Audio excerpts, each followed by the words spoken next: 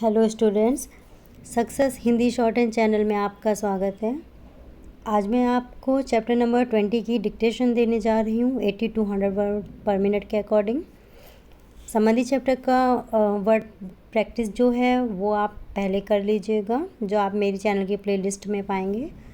उसके बाद ये डिक्टेशन लीजिएगा, क्योंकि आपको अगर चैप्टर में आए हुए डिफ़िकल्ट वर्ड्स हैं उनके बारे में अच्छे से ज्ञान होगा तो आपको डिक्टेशन लेते समय आपका पेंसिल रुकेगा नहीं और आप बहुत अच्छी तरह से बिना रुके अच्छी डिक्टेशन लिख पाने में सफल होंगे। यस, तो आज डिक्टेशन स्टार्ट करते हैं। चैप्टर नंबर 20 लिखिएगा। महोदय, मैं अपने बारे में कहता हूँ। जब मैं छोटा था और कॉलेज में पढ़ रहा था तब रूस और जापान के बीच युद्ध छिड़ा।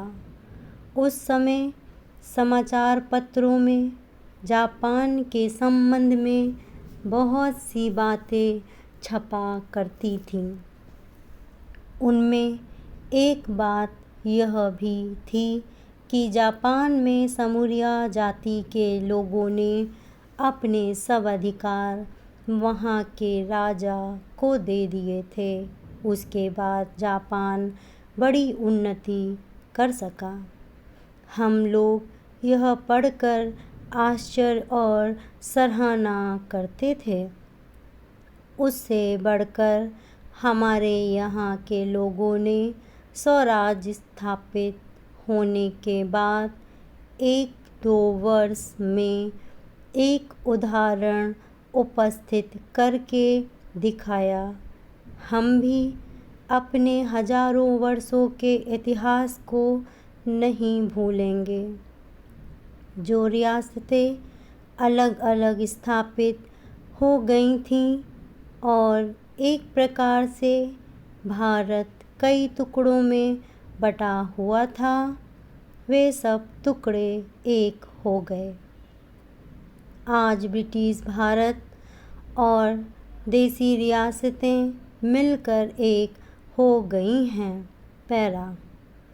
उसके बाद हमारे सामने यह प्रश्न आया कि भारत के लोग केवल स्वराज्य से ही सुखी नहीं हो सकते, उनको किसी न किसी प्रकार सुखी बनाना है।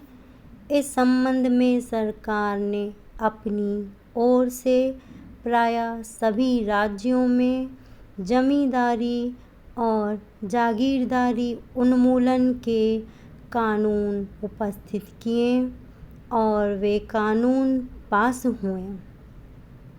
प्रसन्नता की बात तो यह है कि बहुत से स्थानों में कानून उन लोगों की स्वीकृति से तथा उन लोगों की सलाह से पास किए जिनकी जमींदारी और जागीरदारी समाप्त हो जानी थी।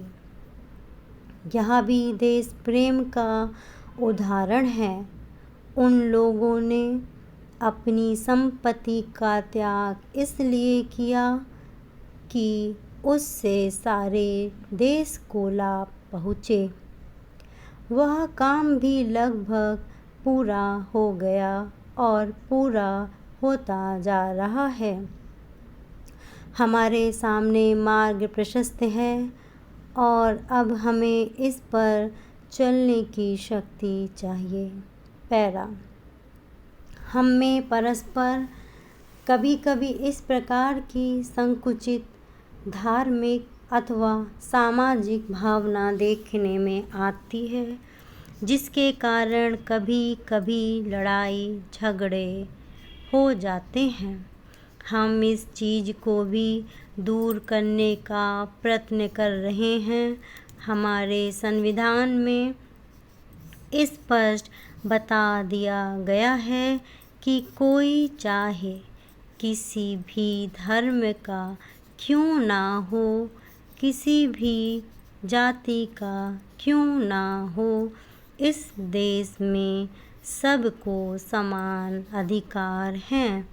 गरीब से गरीब आदमी को भी वही एक वोट देने का अधिकार है जो कि राजा साहब को है या मुझे। धर्म के नाम पर किसी प्रकार का भेदभाव नहीं किया जाता है। धन्यवाद।